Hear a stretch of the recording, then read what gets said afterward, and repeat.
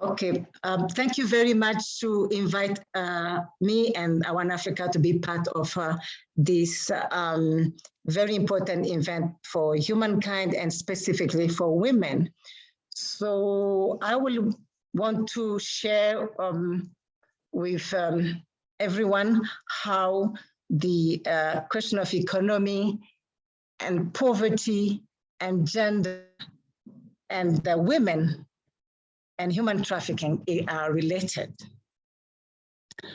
From where I sit on the continent, we cannot talk about economy of care without talking about finance. And finance, it means I put in bracket, money, because we can't share what we don't have. So finance is most and foremost, a gender issue. We all agree that money will never buy happiness, but one thing for sure, it gives you freedom.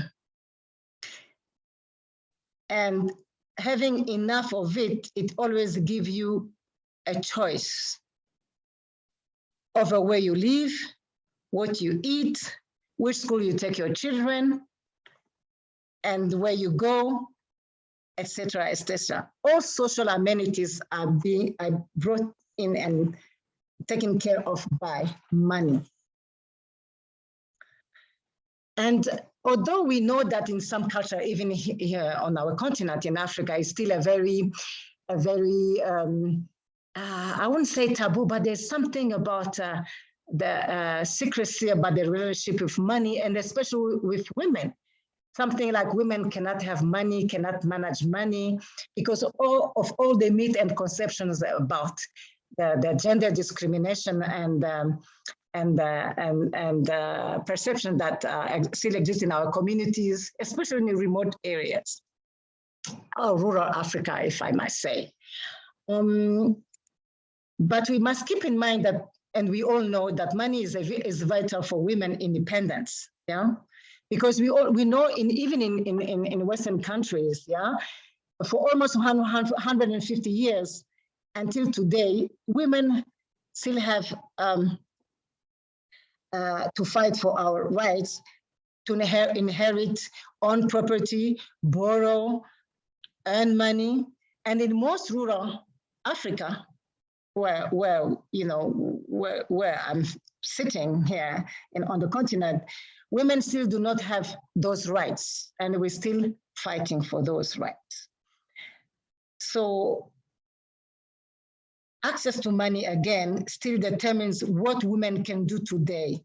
In fact, who has the money today has the power, and how much the women have, it also has a bearing on the future of individual, of the community they live in, and in the society as a whole.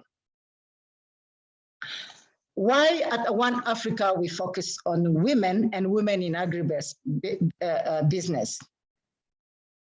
Because everything that touches our life is about money.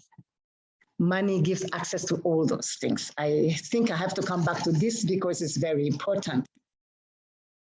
And in general, women are financially disadvantaged in every sector of our lives that requires money. And this problem is even more so visible in our continent, especially in rural area, in some of urban areas where a large population lives in, that live below the poverty line.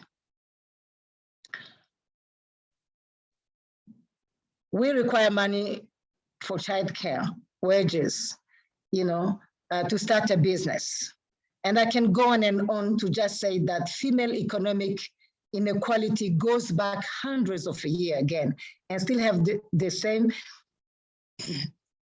still have the same implication, despite gains that we made from Beijing and others.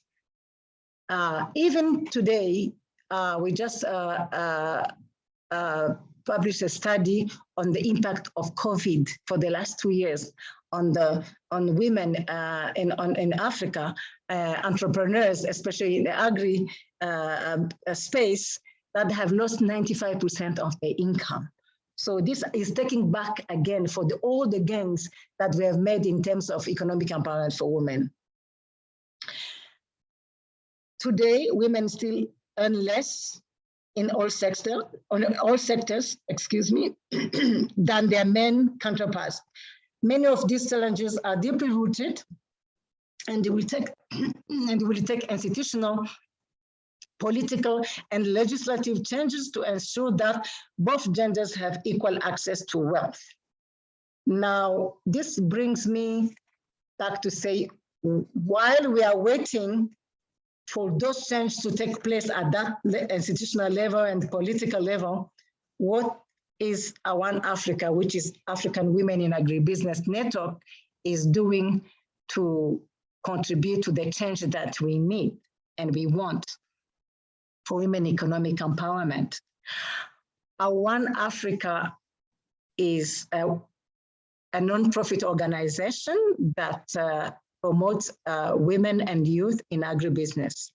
We are in 44 countries on the continent, and we have also members from the Caribbean and the African diaspora all over. We focus on 4 pillars that are a prerequisite for success in agribusiness. And again, why we focus on women is because the poorest person in the world is an African woman living in a rural area. So if we don't transform the rural Africa, if we don't transform those women, if we don't support those women, there will be no economic growth that we want, and we will not achieve the African Union goal of achieving the Agenda 2063, that achieving the Africa we want.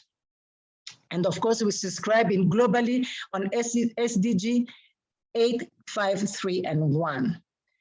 Our 4 pillars are based on 4 activities. In financial inclusion, where we do a lot of advocacy, coaching, and mentoring the small, medium, very small, medium, and large enterprise. We teach them the basic on how to start a business, those who have a business, how to grow their business, because women are lagging behind in every sector that touches development or touches economic development. They have no access to literacy, to financial literacy. They don't even know how to keep records for their sales. They don't know how to price. They don't even know how to access the available finance. So we start with the basics, and we go by category and by sector. So for the very small is the starting, for the small is how to graduate from small to medium and medium to large. And we also, the second pillar is market access. How do you access market? Women cares about the family, so they don't know how to, even when they have access to market, they don't know how to cost, price, and sell. And at the end of the day, some of them are cheated because they need money to get something for their families. So we teach them that this is how you go to market, this is how you price your products, and this is how you to prepare to go into that market. This is how you sell it. This, things like diversification of their product, presence on the market, and regularity on the market. So for the trade facilitation, we take advantage of the new Africa Continental Free Trade Area that is now started January, was in place for January 2021. 44 countries have deposited the instrument, so Africa is free to trade it themselves. But how do we make sure that women will take advantage and opportunities on this trading area space, so they can also make profit and contribute to the economy? Because as someone was saying, you cannot grow the economy by neglecting or ignoring 50% of the population, which are women. So I think this is where that we are pushing our advocacy and making sure that women also participate in the economy through that information and training on how to access the local market, regional market, and continental market and beyond. So it's for the trade facilitation. We teach them about the standard, about packaging, hygiene of the food security, not only for security of availability, but also for the hygiene of the food and packaging, etc. And the agri-technology is very important. We have seen that for the last 2 years where we've been under the pandemic, only 4% of our members were able to sell online because they were digitized.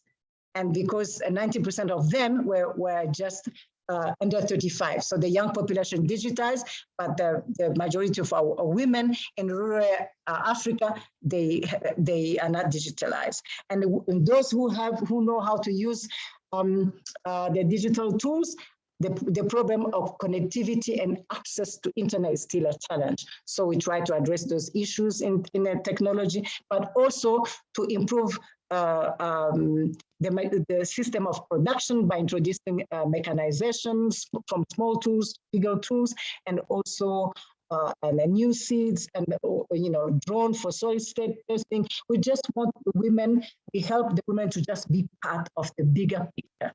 And that's where we are. So because it is very important for wealth creation to include women, otherwise there will be no development.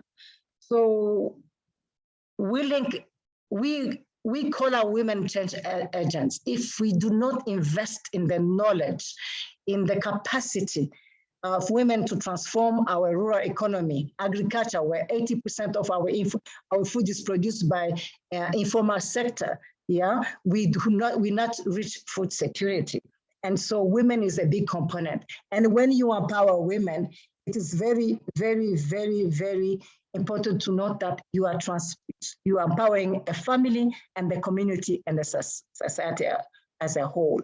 So when we link that to human trafficking, there is a strong correlation between poverty and human trafficking. And a mother is the one that takes care of the children. So if the mother is not economically empowered, it is very easy to be drawn into the human trafficking channel of recruitment and selling because of desperation, because of the poverty level. But the woman, if we can just imagine in Africa, especially in a rural area, that women earn decent wages for their work, and the women entrepreneurs get more money for their products and for their business, how much will decrease the human trafficking? This is where I link the work we are doing at Awan Africa of empowering business, or bringing and creating wealth for women, and the reduction of poverty, and then it becomes a deterrent for human trafficking.